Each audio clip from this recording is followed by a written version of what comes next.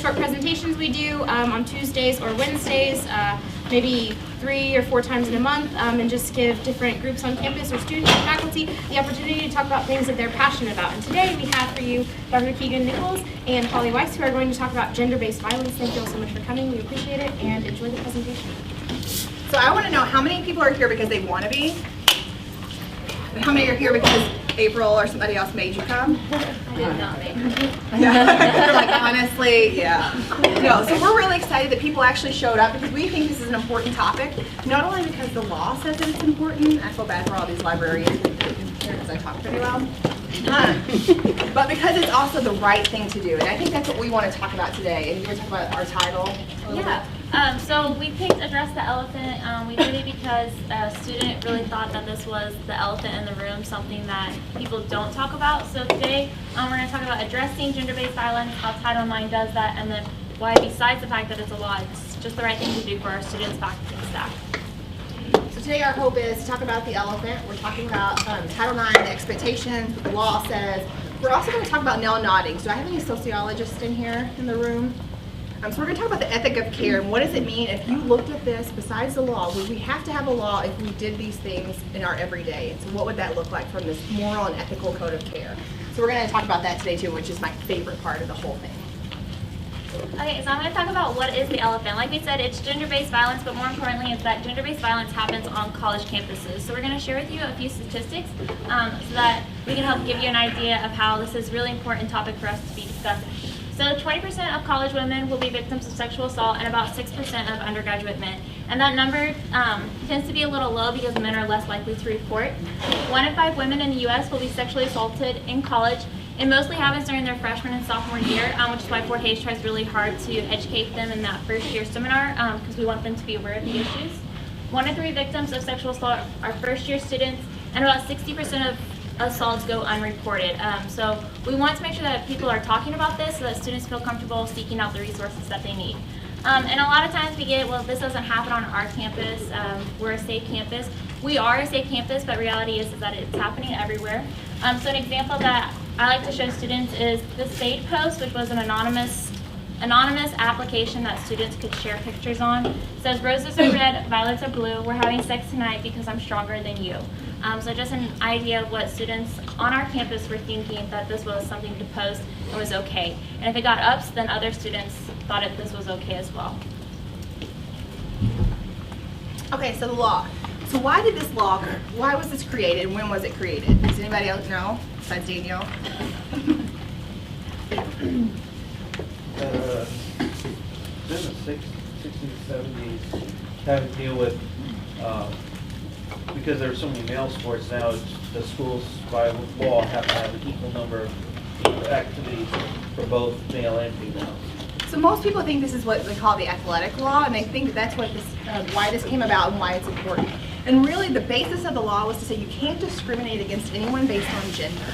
And so they said, you have all these women who want to go to college, so it even predates the athletic piece and says, you have to allow women into colleges and universities. And then once you have them here, that's when it kind of became the athletic law to say, now you have to let them play sports. And so when you boil down to it, it's about equality and it's about making sure that you're not discriminating against anyone based on gender.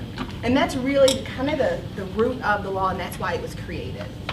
Anything to add? So what does it require? It requires a self-evaluation. So every year I have to do an evaluation. There's all these things that I have to do. I have to have a responsible person. That's me on campus, which some of the students are like, why you? So that's me. It has to be development of a policy. And so we have policy after policy after policy written on the website. Notification of the policy, so all of you get the emails that you all read in detail from me, which I know I could probably quiz you on. That's what we had to tell you, like, hey, we have this policy out here. And then the grievance procedures. We have to tell you if this is happening to you, how you can file a complaint and what that looks like. And that's kind of our job today, is to talk a little bit about that procedure as well. So some definition things that fall under Title IX, some of the rates that you have, would be, we're not going to go through all of them. We are going to tell you where you can access them, but just to give you a general idea, the first one is any form of harassment, and especially sexual harassment, since Title IX is about equality. So sexual harassment is unwelcome sexual or gender-based verbal, written, online, and or physical contact.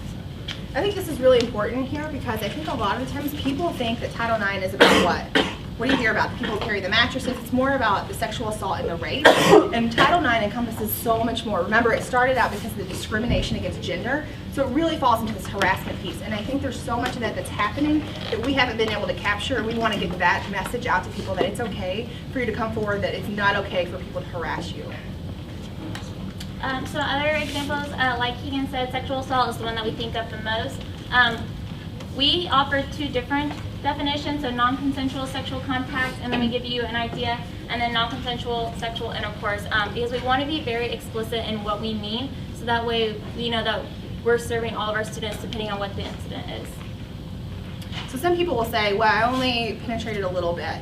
And so what does that mean? Well, even slight, that's what that means. So even just a little bit counts as sexual assault.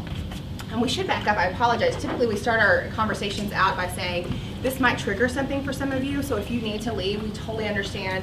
Also, I told the Kelly Center that I'm having this presentation today, so they're also on call. If something triggers something for you, feel free to step out, because we totally understand that this could happen, so we apologize in advance for not stating that.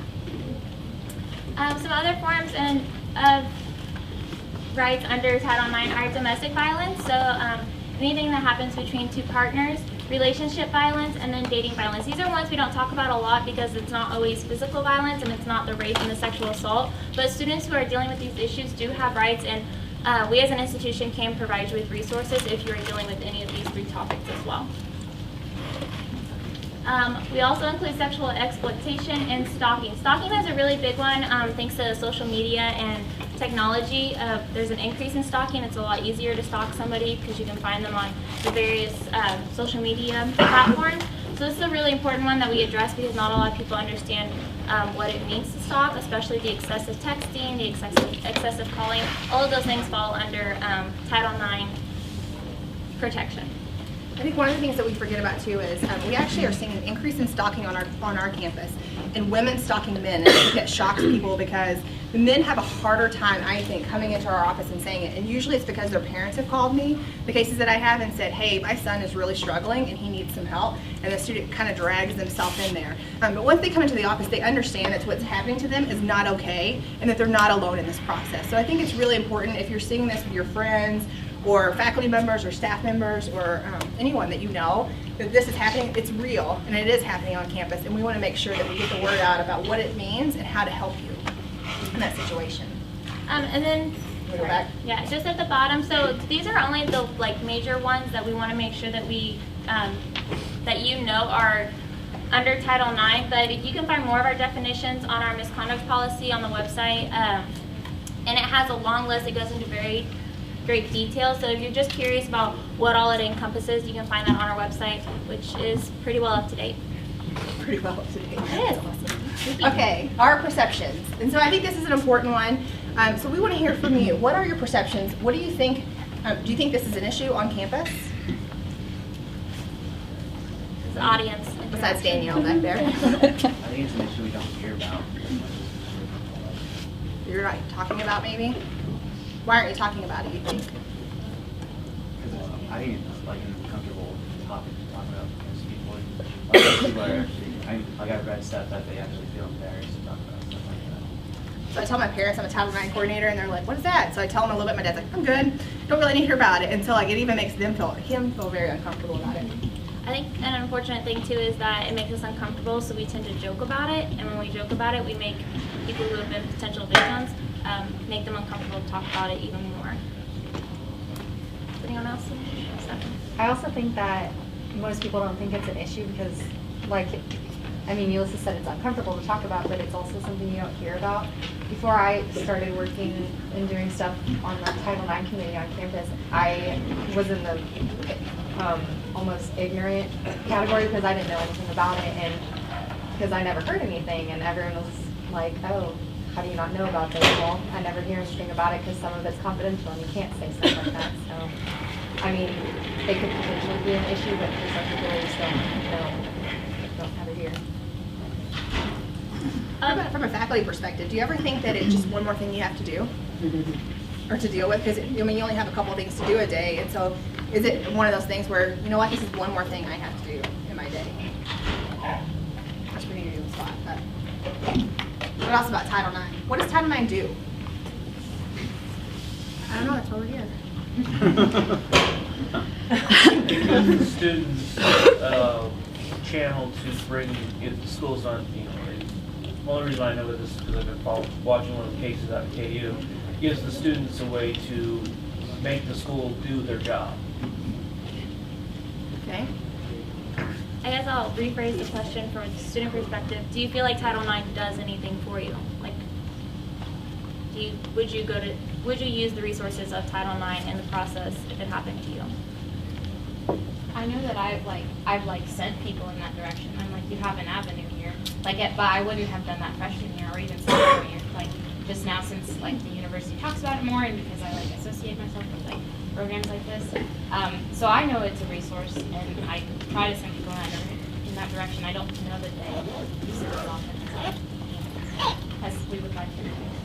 So kind of you're going off of what you said, one of the things we want to talk about is, so the law came out and said this is what you have to do, but what we want to talk about is the perceptions of Title IX and how there's this fear factor that universities are acting out of this fear-based, that we have to do it because we don't want to get fined. We don't want OCR to come in.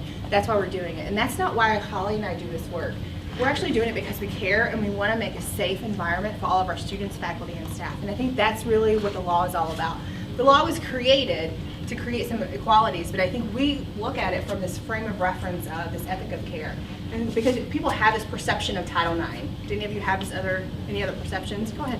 Yes, my perception of it is from more of the 51, 50% plus a feather versus beyond reasonable doubt. Right. And they can when they can level sanctions against people without beyond reasonable doubt, especially in the criminal cases. So what he's talking about is, under Title IX, you only have to have preponderance of evidence to make a decision. So it's only 50% what we call a feather, whereas in the court of law, you have to have beyond reasonable doubt in that situation. And the reason that they did that for colleges and universities is that so things could happen. So if it's 51% sure versus 98% sure, your sanctions are going to be different, but sanctions will apply. And I think that's what's important to remember is that we can still sanction people at the 51%. It's more about the educational process. We don't assign guilt, we assign responsibility. The court of law will assign guilt for those people, and I think that's a hard distinction there. I think just making this public, is an educational process. But when you look at it up front, an ounce of prevention is worth a pound of cure. Exactly right, and I think that's why we keep doing presentations, is to get out some education about what this looks like, because it is important. It's exactly right.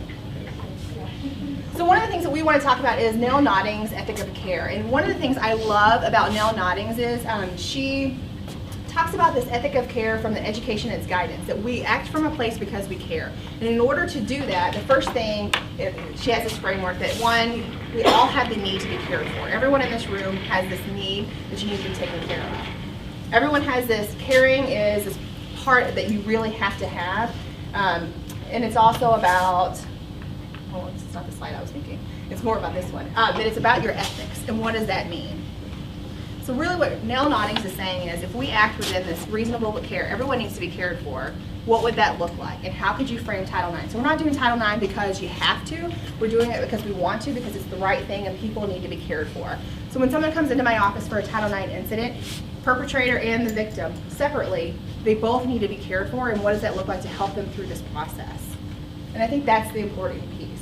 So if you think about Title IX through this caring lens, what could Title IX look like on a college campus from this prevention standpoint? What could that possibly mean for all of us if we're looking at Title IX? It's not something we have to do. It's not about the sanctions. It's not about all these other things. It's about really caring about our campus. What could that possibly look like?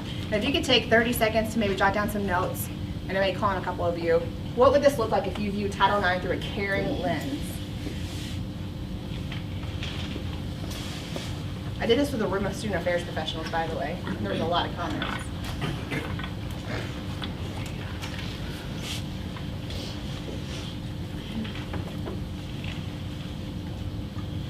Would your programs be different? Would the educational piece be different? Think about it in that lens. No, I didn't. What? No, sorry, no, you're fine. I think that it would be different because I think, like everything that like I know whenever I treat my students, it's from that caring perspective. And I think that when I see, I mean, most professionals here, I feel like come from a caring place, but I've also seen where they have it, and I think that also affects the student. So the student, I think if you came from a caring place, some of those people that are not likely to speak up will be able to speak up, and I think you can get them the help that they do need. I associated the caring lens with restorative justice and kind of, like you said, caring for the perpetrator and the victim and kind of making a better, more like sound community for everyone, so everyone gets the help or attention that they need. So restorative justice means that we help sanction you in the way, in the educational process for what you take away from the community. So if you steal something, what does that give back to that community of what you took away? And so it's about giving back to the community and learning in a different way is what restorative justice is about. So that's a great way to phrase it. Anything else about Title IX through this lens? What about talking about it with your peers? What would that look like? I think it probably informs students. Like when I think about Title IX or when I think about things that students do in particular, like you're not gonna like tell someone to stop doing something that is like not okay at a party unless you care about like not only that person that you're telling to stop, like maybe that's your friend, like that's not a good idea, or maybe you're like protecting another friend of yours, like you're going to do that because you care. So I think when students hear that, I think that's the way that they teach Title IX to students. We talk about bystander intervention as a reason to care about our peers. So I mean, I think that that makes sense to me. I think that's a great lens to look at it from serving the perpetrator and the victim, because we don't want students to have to come to the office and go through a Title IX process and to have that conversation with somebody who's a perpetrator. So if we looked at it from an ethic of care, of not just caring about the potential victims, but also caring about our friends who maybe don't understand or have maybe had too much to drink and are about to make a decision that could impact their lives. Like if we're well educated, then we know that we care, and so we should step in and stop a situation from even happening. And then we help both parties involved. So I think that's a great lens to look at it. So that way we don't have to give out sanctions, and we're eliminating the process.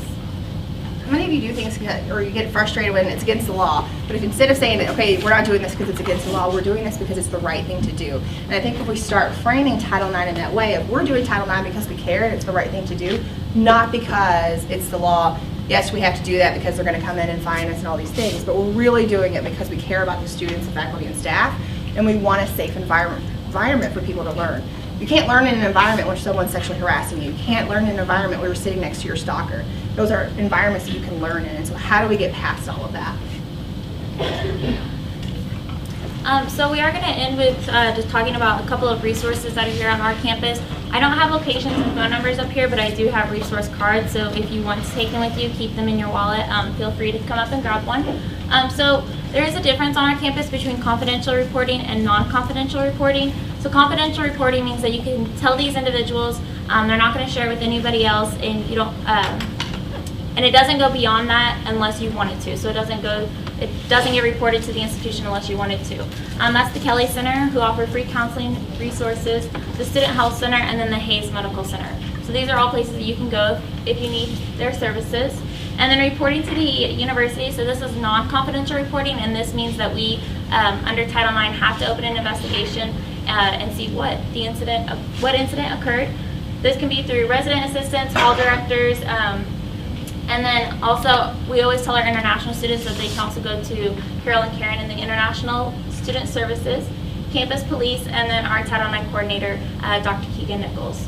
And then you can always report to local law enforcement as well, calling 911. When you report to the university, it does not mean that you have to report to law enforcement, but we highly encourage people to do that. And we actually will go with people down to law enforcement, or we'll have the officers come to my office and meet with students, or we will also get the Kelly Center involved to meet with students if they want to go to law enforcement, because sometimes it can be an intimidating process for people, even though we have great officers here in town.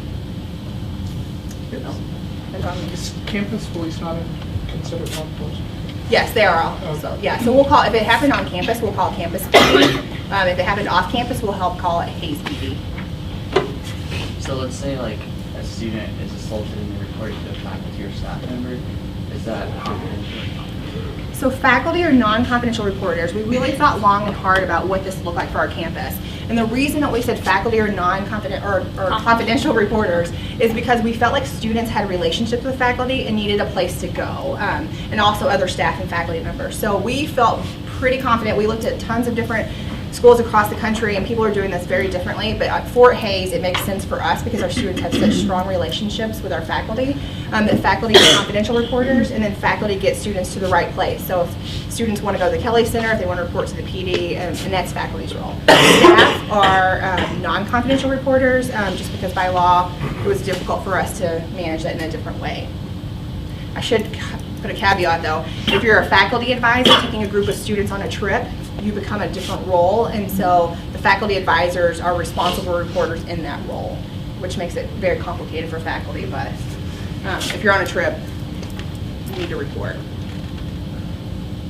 That's a great question. Any other questions before we move on? I'm just curious what range of sanctions? I mean, I assume a student could be expelled. That's a great question. So anything from counseling to papers, if it was something like that, to suspension or expulsion. Now, I've only expelled maybe 1 or 2 students in my lifetime because that means you can never come back. But suspension is usually where it lies, or in some cases it has been expulsion. That's a great question. And for faculty and staff who go through this process, it could be anything from counseling to education to termination. So we're going to end on one of the examples earlier was that we just need to educate people, or one of the discussion topics. And so actually under Title IX, we are expected to educate our campus so that they're aware of the resources and also what gender-based violence is and how to prevent it. April is Sexual Assault Awareness Month, so I'm going to highlight a couple of the programs that are happening on our campus. So if you want more resources or you want an outlet to talk about and learn more about the topic, April 13th, our committee, so we have a University Commitment to Title IX committee. It's a long title. We're actually going to do a tabling in the union, handing out resources, talking about that bystander intervention piece, because that's a great way for our students to help prevent gender-based violence. And then also participating in some social media campaigns that are national. So student government is a part of the It's On Us programming, so we'll have a couple of those pictures being taken, or some of those hashtags, and then also a No More campaign. And then April 21st, from 1 to 4 p.m. in the Black and Gold Room, the Women's Leadership Project is doing an I Am Enough event. They're talking about healthy body image, and Megan, you'll have to help me out if you know more about this. Yeah, so it's for Civic Engagement Week, and they're doing a lot about talking about like healthy body image. They're talking about like society standards and like why like we perceive ourselves as less beautiful than like how others perceive us. So, and it's for men and women, correct? Mm-hmm. And it's come and go too, so you don't have to stay the whole time. It starts at 1:30 till 4:30. Oh, sorry. April 25th, Walk a Mile is happening. It's hosted by our Interfraternity Council, so it's a great way to get our fraternity and sorority life involved. I know that it'll happen. It'll start in the quad. I'm not sure what time that happens, but be on the lookout for posters on the poster route. April 26th, we'll be back in the union because we wanted to make sure that we weren't just there for the first week and then we didn't talk about it again. So we'll be back in the union with a table, doing some more social media campaigns and also handing out resources. Student Health is offering free STD testing all month. I do have one of their flyers if you'd like a reminder for our students here on campus. And then April 27th, the Women's Leadership Project is hosting a Denim Day. Denim Day was started because a perpetrator was, well, a victim was raped, and the court ruled that they couldn't find the person guilty because her jeans were too tight, therefore they would have never been able to rape her because of the jeans that she had on. And so it's a national campaign called Denim Day. You wear all the jean clothing that you have, and you just raise awareness and stand with the victim that this happened to. And the Women's Leadership Project will be hosting that, and their location and time is to be determined because it's a pretty busy time on campus. One of the other things is we'll stay around for some questions, but if you do have questions that you want to come and speak to me or to Holly individually, we'd be happy to do that. Or if one of your staff meetings or student clubs or organizations is having a meeting and you want to invite one of us in, we're happy to go do that as well. We really want to get out there. We also want people to know us so that people feel more comfortable coming to report. because we know this is happening on campus, and we really want to get people the help that they need so that they can have a safe learning environment. You're here to learn and get a college degree, so let's make it a safe, fun environment while you are here. So we know it's kind of an intimidating topic to come talk to, so the more people we can get to know, we hope that helps diminish any kind of preconceived ideas of what Title IX is. Any other questions or thoughts? You all want to be Title IX coordinators? We do have an undergraduate student who's doing a research study about gender-based violence on college campuses. Do you want to talk about it, Kenzie? Sure. That's cool. If you'll give her just a moment of your time. She wasn't prepared. Yeah, I did not know I was prepared, prepared so Polly. we'll cut her But I'm doing a research study for my senior year project. And it's about like sexual assault and consent, like seeing how much students know about it, and it's like what their legal knowledge is and all of that. And so if there's any teachers here, if you'd be willing to let me come to your class and hand out my survey, it just takes 15 minutes, and I would really appreciate that.